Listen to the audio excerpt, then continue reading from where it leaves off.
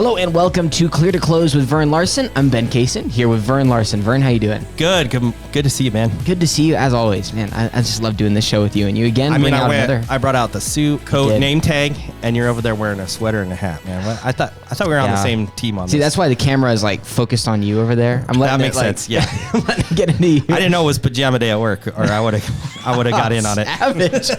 Shoot. All right, I'm gonna get in a suit next time you come next Thursday. Watch out. You watch out now. Oh man! And I brought a great guest. Yes, today. we did. Yeah, so we've got Casey Edwards, a realtor at Remax. He's been a broker owner there. Casey, how you doing? I'm doing well, thank you, man. Yeah, thank you so much for coming in, man. We appreciate you. Vern, really for this show, you've been really stepping it up with some huge guests. Stepping it up, huge guest after huge guest. And we've got another huge guest on the horizon. Yeah, We've got a big one. Yeah, boy. Nationwide big boy coming real soon, so everybody keep listening. Pay attention to Clear to Close with Vern Larson because we got something big coming. But we've got something big in the studio today. Casey, so we're excited to talk to you today. We're going to be talking about investment properties. So we want to talk about like what they are, when do people get invested in those, what does that look like? So let's just kind of start with both of you guys can address it. Like what is an investment property for someone that doesn't understand that? So investment property means that you don't live in the home. Okay, so you're not planning to live there. You're not going to stay there part-time. So if you buy a vacation home, that's not technically an investment property. We can still put that in your primary and get you a little better loan on that. So if you're planning on buying something up and maybe like Crested Butte, spending a significant amount of time in the home, that's not really an investment property. That's what we're going to talk today is investment property, which means you're planning on making money on this, dude. You're going to buy it. You're going to have somebody in there paying your mortgage for you, putting you in a better financial position. All right. So the loans are a lot different on investment property. So we automatically slam shut the door on all government loans. So no government loan, no VA, no FHA allows for investment property. So conventional only. All right. So we've got to be at that 660 credit score or higher. All right. Gotcha. The other big thing in lending is we have to have some down payment. All right. So no mortgage insurance is available on a traditional conventional loan with less than 20% down on an investment property. Gotcha. So you've got to have that 20% down. And I'll tell you what's amazing and crazy about this thing is if you can put 25% down, the pricing gets so much better. It's like almost a half a point better in interest rate. So I looked it up this morning. We were running, about 3.5 on an investment property with 25% down. And if you put 20% down, it was almost 3.9. So if you can drum up that extra 5%, it makes a huge deal. And in Pueblo, there's still some properties that are available for investment that are a little cheaper. So, getting that 25% may be a little more attainable. Yeah. But, I am not really an expert on the actual cash flow piece and all that. So that's why we brought Casey in. Cool. So let's just start with a really general question. If you have a buyer that's looking for investment property, Casey, what are some keys that make a good investment property? There's several ways to look at it, Vern. I appreciate the concept here, and it's good to get this out to people because a lot of people don't know how this works. So this is a great topic. The higher the return when you're looking in investment property is what you kind of need to consider, because if there's something else out there that you can get a better return on, investing in property may not be it. Let it be stocks, bonds, whatever that case is. But right now with what the market's doing and the return you can get on real estate, it's hard not to invest in real estate. Another thing you're always looking for is the ROI. It's the return on your investment. That's how you come up with whether real estate is a good investment for you or not. Is there like a really simple calculation you guys use when you're figuring that out? Yeah, there's a cap rate that we use and try to figure out exactly what you're going to get your return on. Right now, just to step back just for a second, the going rate right now is about 6% locally. Typically, it's been as high as 10. Okay. And it depends who you are and how you're doing these investments. If you're an agent like myself and we have a little inside scoop on some of these things, we used to be able to find 10% on a return. If you're getting 8%, you're probably doing really well. 6% right now is what kind of is, if you're getting 6%, you're doing pretty well, which you can't get 6% in many other investments. Right. And, even if you do put that in the stock market or whatever, that's a lot more risk than real estate, right? Huge amount more risk. Because you could go to zero. You could go to zero. You could lose it all in one day. It'd be really hard to go to zero in real estate, right? It would be very difficult. Yeah. It would never just drop to the bottom. Typically, real estate is growing and advancing and appreciating, which is why it's a good idea to invest in real estate. Okay. Yeah, so let's talk about that. So what are some of the pros of investing in real estate compared to maybe going and getting bonds and talking about getting stocks? Well, like Vern just said, the market is the stock market is so volatile. You can go up and down, up and down. Typically, especially in the Pueblo market where we're at, Vern and I are at, it's pretty stable. It's pretty standard, and it goes up and it appreciates in a certain amount. It doesn't jump up incredibly quick like some of the larger cities that you see across the nation. It has done that recently because of what the market's doing across the nation. Yeah. But on a normal scenario, it's just a steady appreciation of maybe 3 to 5% in our market before what's been going on currently. Yeah. Right. And then there's some tax benefits if you buy real estate versus stocks and bonds, right? Absolutely. There's tax benefits and depreciation benefits and stuff like that. So when you're doing your tax and your accountant, it's something you want to talk to your professional accountant about, because there's very strategic ways to do that, and it's certainly something that's a benefit once it comes down to the end of the year. Okay. So when I talk to investors, they always ask me about, how many units should I get? There's I can get a 10 unit apartment building. I could get one single family. So my rule is 4 units. That's our maximum. So we can go 2 to 4 units on investment property, up to 75% loan to value once you go into the multi-unit. The single family, we can squeak out the 80. So what do you think when you go out there? Do you send your investors more towards those multi-units, or do you, focus more on the single families and getting it cheaper, or is it bedrooms? Like what's a good way to look at that? That's a great question. Typically it depends on the prospective investor. Are they looking for as many doors as they can get? Are they looking for single family where you're not having shared walls? If someone wants doors, you're looking at multifamily as much as possible. You can get the most doors as quick as possible. Single family, you have a little bit more privacy. It's maybe a little easier to rent because people aren't sharing walls and they're not worried about having neighbors connected to them and stuff like that. There's benefits to both, and it really depends on the particular investor and what they're looking for.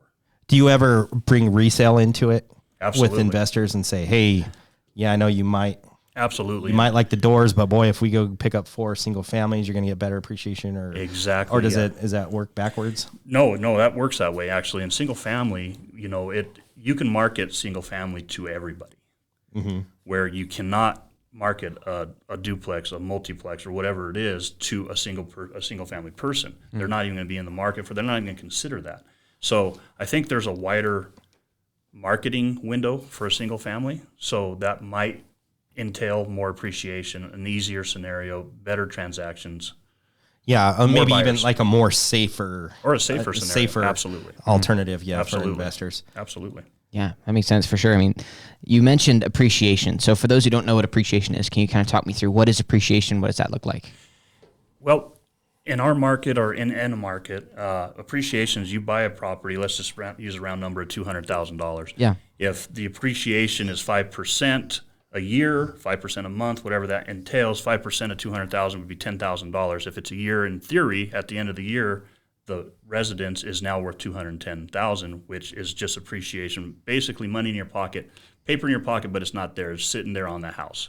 So it's something that you might have access to down the road if you need to have access to it.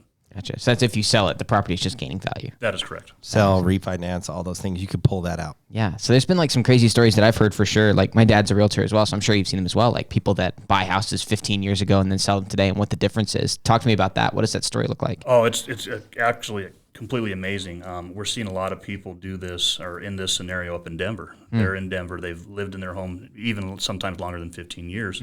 They bought the house for, say, $180,000, $200,000. The average sales price over there is well over $500,000 now. Wow. They have all this equity. They've probably paid off their house twice since then. They cash out $600,000, $700,000 in their pocket, coming down to Pueblo, buying something down here, getting something larger and better, possibly for half the amount. And then having all this extra money. And so, I'm a guy that I don't have a traditional retirement. I'm, self-employed. I don't have a traditional retirement that I can put into. I can't, get railroad retirement. I can't get para because I've always been self-employed and I don't work that kind of job. Yeah. So what I have been doing is, working with Casey and buying some investment properties for long-term investing where, I'm setting up to cash flow. So, buy the house, make the money on the rent, but instead of putting, my payment's 600 on it, I'm getting a rent of 900 instead of taking the $300 and putting it in my pocket. I'm putting that $900 onto my note and trying to pay that off as quick as I can. Gotcha. And then when I hit retirement age, my goal is I don't owe any money on that house. And then I just collect that $900 a month. I don't know if Social Security is going to be there for me when I get there. Yeah. I may not look it, but I'm like still in my 20s. No, I'm joking. That's what I was saying. I'm just joking. I'm a lot closer than you guys think to retirement age. So I want to have that, that $900 coming in case I don't have anything else. I'll have 900, put it straight in my pocket and go with it. So, I'm looking at a long-term gain. There's also, the people that look for the monthly return to supplement their income. So, Correct. Yeah. Correct. So, And just to add to that real quick, Ben, I'm sorry. Yeah, you're great. Go for it. I've seen this work a lot for a lot of people. Is when they're younger and starting to look at investing, and they're having children or looking to have children.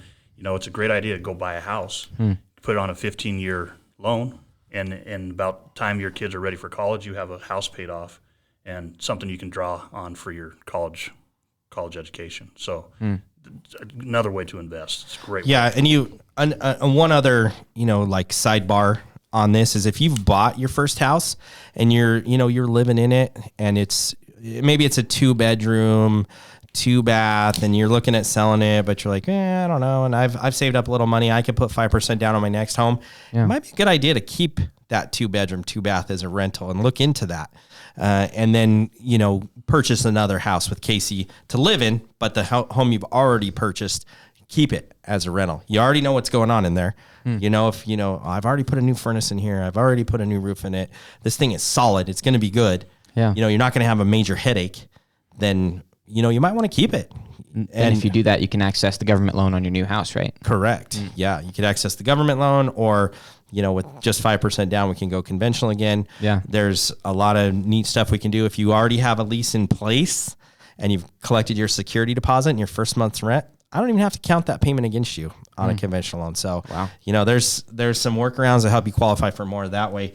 The other thing, Casey, is so let's say I have 4 properties. Should I hire a property manager or should I try to collect rents myself? What's your opinion on that? What's the easy way to do it?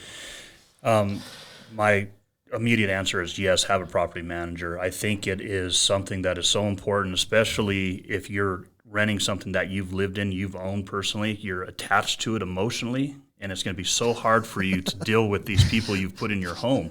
Yeah. I could easily manage my properties, but I do not want to. I have my company do it. I have someone in my company, my property management company, do it because it's just nothing that I'm interested in. I know a lot of people do. I just think it's really important to have a great property manager. And so how affordable is it to have a property manager? Well, it depends on who you hire and all that stuff. Our company, I think, is very, very affordable. It's a full realm of service to you. I mean, you just get a deposit in your account at the end of the month. You don't get called unless there's something seriously wrong or a large thing that has to happen. Yeah. But it could vary anywhere from 8 to 10%, something like that a month. So if my toilet valve won't shut off, I flush the toilet and it's just running, and the renter calls at 2 a.m, they don't call me? No, they don't call you. They call you? We have a 24/7 service with That's our nice. company. They don't call me either. That's why I don't do that. But they certainly can call the company, and they're covered 24/7. We have 24/7. We That's have neat. Yeah. three on-call techs that rotate weeks 24/7. So there's always someone available. So that eliminates a lot of the hassle, a lot of the And hey, tenants, if your toilet's just running water at 2 a.m, don't call.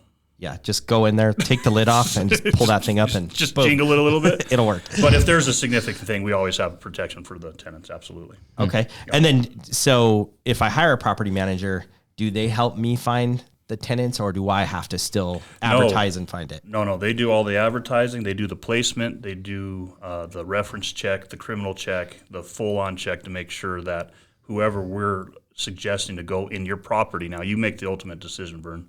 Oh, I do. Yeah. Okay. But you don't do the work to get to the decision. We present you an app or several and explain to you who the tenants are, where they're at, what's going on, and then you make the final decision typically on who you'd like in your house. So this guy here is the banker type. This is Ben. He likes to cook meth on the side. Who do you want, huh? Absolutely. You're going to give You Ben guys a chance. Let's or go, not. Ben. Give me a chance. Oh man, you guys. So Vern, you talked about, like, in our previous series, we did Mortgage Minute, where we talked very basic kind of advice, talking through the process. We did an early one where I asked you about what's your advice to young people, maybe 19, 20, that are trying to find a place like me. And you said, oh, go try and find like a duplex or a fourplex. And Yeah, if it's your first home, Yeah. and you're going to live there, Yeah. then you're still going to qualify for, FHA, VA up to 4 doors. Gotcha. So tell me Okay. about that. What's the So, difference like, between that and investment property? Then you're going to only need 3.5 to, 0 down. If you're a veteran, you can buy a 4-plex with nothing down. So if you're, 19, 20 years old, you don't have a family, you don't need that backyard, you don't need your dog, all that kind of stuff. Yeah. And you can just stick it out for a year. Like, I'm going to go move into this sucker. I'm going to live here for a year, and then I'm going to buy the house I really want. Boom. You've just bought a home with very limited down, and gotten into it. Now you have 4 rentals when you move out. So Gotcha. It's a financial freedom starter if you're young, if you can make that first home a duplex or triplex, 4-plex. And the difference between that and what we're talking about here is you would be living in it, correct? Yes. You That's have what to makes the live. down payment You different. have to live in one unit. Yes. Gotcha. Cool. And your deed of trust says, I'm planning to live here at least 1 year. So Gotcha. we want to see you in there at least a year. Cool. So And can I add to that a little bit? Yeah, absolutely, That's a yeah. phenomenal way to start on your portfolio, because eventually that's going to be your first investment. Well, it is your first investment, but it'll be an investment property. And it's nice that you are having other people pay for you to live somewhere. I mean, what a phenomenal way to get something accomplished. right, like what's like the cheapest rent on a 2-bedroom? Because most 4-plexes are at least 2-bedroom, right? Yeah. Yeah. Cheapest rent would be $800. 800, so that's 2,400 on 3 units, and then the 4th unit you're in for free. For free, because your payment's there probably is no way your payment's going to $1,400 be $2,400. Yeah, or $817. It doesn't matter what it is. Yeah. You're not going to be paying anything to live there. right. And it's the same thing with your true investments. Is people are paying down your mortgage for you. I think it's a wonderful thing. Tenants need a place to live, and it helps all of us out. Yeah. Yeah. Cool. So Casey, can you talk to me a little bit about, like, let's go into the Pueblo market for you guys. You guys are both Pueblo market experts. Say I want to invest in the Pueblo market, but I'm concerned, are there enough renters to fill my place? Am I going to buy a place and no one's going to be interested? Tell me about what the market looks like. Okay, yeah, that's a great question, and just like the real estate, what's going on right now. But if you go to our company, we have a little over 1,100 doors, 1,100 properties that we manage, and I think, and I didn't look this morning, I wish I had, but if I have 7 vacancies right now, I'd be very surprised. And there's just more and more coming. I had lunch the other day with a Pedco member. We've got something coming this spring in 250 jobs. We've got the KOA completely full. You can't even get a trailer in there. Wow. Where are these people going to stay? You're not going to have a problem finding a renter right now. Unfortunately, there's a lot more renters than there are units available to rent. Gotcha. Cool. So it's a good investment because there's going to be people in line waiting to get in there. 100%. And you could probably be really selective right now, Extremely. where you don't have to, Take a risk on you don't have to on take Ben risk case. on a Ben case. Yeah, it may not work out well for you. That's awesome, guys. So both of you guys, can you speak to, like, how early in life do you think it's worth trying to invest in an investment property like this? Do I have to wait, or? I think if you don't have a home now, okay, and you've got a 2-year work history, and you're okay with living, with a shared wall, that's how I'd start. If I could go back in time, I bought a single family on Abriendo and I think I bought it for $21,000. I'm really showing my age here, and I sold it for $55,000. So I did great on it. But if I could go back in time, man, I could have bought probably several fourplexes and just live in one, upgrade, live in another, upgrade. The fourplexes were just starting to come into Pueblo West, and they were really nice, and I could have bought there. And so if I could go back in time, that's how I would do it, and add doors that way. I know I probably have some ex-wives that probably own some of them, but whatever. Let's not talk about that. but that's how I'd start. So if you were young there, if you have a home, you've been in it 10 years, and you're like, I really am interested in this game. I don't really want to move, but I'm really interested in this game. I don't have the down payment. Maybe you look at a refinance on your current home. We pull that cash out so you have the money to put down, and then you get that retirement portfolio going. You buy one of these. You buy another single family. You buy what you're comfortable with. You make sure you're comfortable in it. Make sure you interview your property managers. What am I going to be expected to do? What are you guys going to be expected to do? If the furnace goes out, who's that on? It's obviously going to be on the homeowner, right? Like a major repair. Absolutely. Yeah, that'll be on the homeowner, And so how hard is it going to be for me to find a renter? Can somebody help me pick the right renter? All those kind of things. That's awesome. Yeah, I have tenants that have to be tenants, and I have tenants that choose to be tenants. Tenants that choose to be tenants, they don't want to be responsible for the property, and they're completely fine with it. And so I see that a lot. I think the rule of thumb is 18 sane and sober is when you can buy. Right. And so if you're capable, but make sure you're capable, because the earlier you get into this racket, it's going to be good for you down the road, guaranteed. That's awesome. Guaranteed. So easiest way to become a millionaire.